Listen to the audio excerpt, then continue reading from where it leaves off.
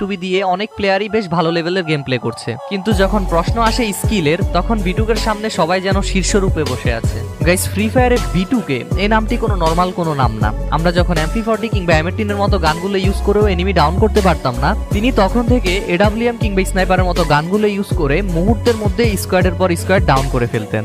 এমনও সময় ছিল যে ফ্রি ফায়ারের প্রত্যেকটি প্লেয়ারের মুখে মুখে শুধু বিটুকের গুণগান লেগেই থাকতো। বর্তমানে ফ্রি ফায়ারে যত স্পেশাল স্নাইপার এক্সপার্ট আসুক না কেন, AWM কিংবা স্নাইপার লিজেন্ডের খাতায় সবার আগে বিটুকের নামটাই থাকবে।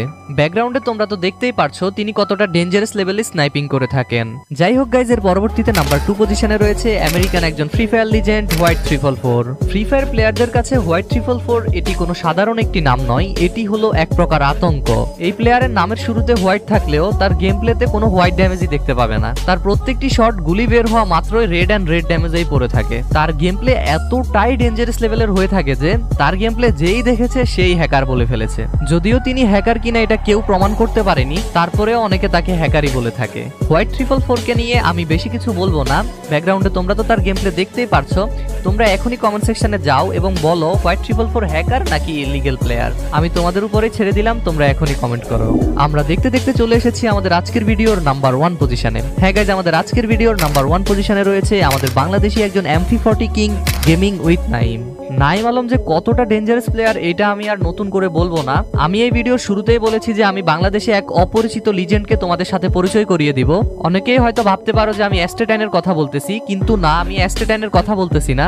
আফসোসের বিষয় হচ্ছে তার মতো একজন ফ্রি ফায়ার লিজেন্ড আমাদের বাংলাদেশে রয়েছে, তারপর আমরা তাকে চিনি না। তিনি কয়েক বছর ধরেই বেশ ভালো লেভেলের গেম প্লে করে যাচ্ছে, কিন্তু তার সম্পর্কে কে কতটুকুই বা জানে। হ্যাঁ গাইজ, যিনি বাংলাদেশি একজন লিজেন্ড, তার নাম গডজিলা 344। তার গেম প্লে তো ব্যাকগ্রাউন্ডে দেখতেই পারছো তিনি কতটা ডেঞ্জারাস লেভেলের গেম প্লে করে থাকেন। তবে একটা কথা না বললেই নয়, গেমিং উইথ নাইম কিংবা আমাদের নাইম আলম ভাইয়ের পজিশনে বাংলাদেশে অন্য কেউ যেতে পারবে না। আমাদের নাইম আলম ভাই ফ্রি ফায়ার থেকে চলে গেছে, কিন্তু প্রত্যেকটি ফ্রি ফায়ার প্লেয়ারের মনে লিজেন্ড হয়েই রয়ে গেছে।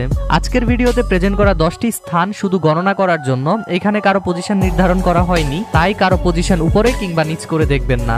আজকের এই ভিডিওতে প্রেজেন্ট করা 10 জন ফ্রি ফায়ার লিজেন্ডের অরিজিনাল ভিডিওর লিংক আমি ডিসক্রিপশন বক্স আর কমেন্ট সেকশনে দিয়ে রেখেছি। আপনারা চাইলে সেখান থেকে গিয়ে তাদের অরিজিনাল ভিডিওগুলো দেখে আসতে পারেন। এছাড়াও আজকের ভিডিওতে প্রেজেন্ট করা বাংলাদেশি অজানা এই লিজেন্ডের চ্যানেলের লিংক আমি ডিসক্রিপশন বক্সে হাইলাইট করে রেখেছি। আপনারা চাইলে তার চ্যানেলটি সেখান থেকে গিয়ে চেক আউট করে আসতে পারবেন। এবং আজকের এই ভিডিওতে প্রেজেন্ট করা সেরা 10 জন লিজেন্ডের মধ্যে আপনার পছন্দের প্লেয়ারকে অবশ্যই কমেন্ট সেকশনে কমেন্ট করে জানাবেন।